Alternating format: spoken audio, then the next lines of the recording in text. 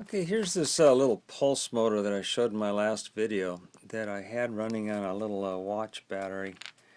And I worked on this again and redid the circuit a little bit and modified a few things. And I got it to run down in the 150 microamp draw range. And I upped the voltage to 3 volts so that I could use a super cap filled up. And I changed the coil to a very fine wire 45 gauge with 1500 ohms resistance, and then I changed the resistance on the base of this PNP transition to 1 meg ohm, and that's how I got this down to 150 microamp draw. And anyone who's followed my work over the years, my quest has been efficiency in these pulse motors, not over unity or free energy or any of that, just how efficient can you get something to move, either rotate or swing or do whatever. And this was the effort on this little pulse motor was how much power would it take to move that amount of mass around in motion. And like I say, I've got this down to 150 microamps. It's not super great, but it's really not bad considering the speed of the rotor and all that's involved with that right there. And I've got this running on this super cap, but you could run it on 3 volts like this. And I've been studying a couple of videos where the guys are using a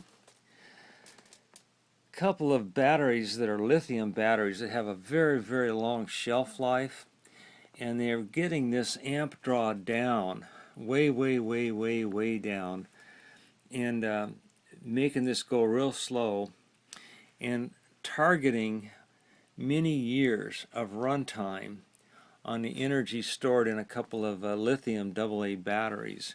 And this is the reason for this project, was just to see if I could head in that direction and get something to run for a long time on a small amount of energy. And this is one of these needle motors. It's just got a needle as the pivot, and it's just taped onto a tongue depressor stick. But that's just that 2 transistor complementary circuit. Dad have worked a lot with it, and then a few other guys have worked with this, and I've been studying the modification of that simple complementary transistor circuit. This was the original circuit that I had in my last video that was running on the watch battery here, which was 1.5 volts, and I'm just using a ferrite core coil that had a lot lower ohm rating on it, and then a lot lower ohm rating on this, and it wouldn't run that long before I had to recharge the little battery. So I changed over to a different scenario here to get the longer runtime. And this is just a jar lid with a brass screw on it there. Let's see if I can get this back on here. Sometimes I can. There we go. And then spin this up, and off she goes again. Now, what was interesting about this, and one of the reasons I wanted to make the video, was I could take this capacitor off. Watch this. If I spin this fast enough, there goes the light. And that's no capacitor until it spins down.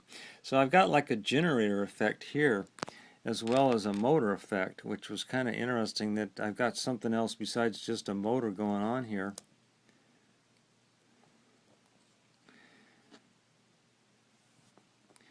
And that's possibly one of the reasons I've got such a long runtime. I've been running this for hours.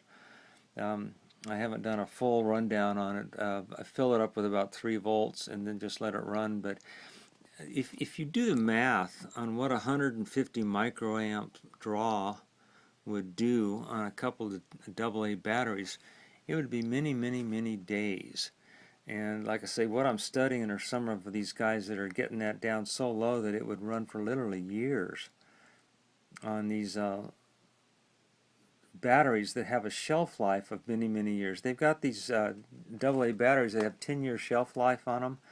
And if you had a low enough microamp draw on a AA battery that had multi-year rating on it, you could have one of these pulse motors, probably under glass so the dust wouldn't affect it, and run it on sapphire bearings, like Laser Saber has been doing and shown us how to do, and get one of these little pulse motors to run for years on a couple of batteries that had a long shelf life on them. So anyway, that's just what I've been up to. I've been busy with other things, but this is my microamp pulse motor, and I'm lid motor, and this is March 4th already, 2017.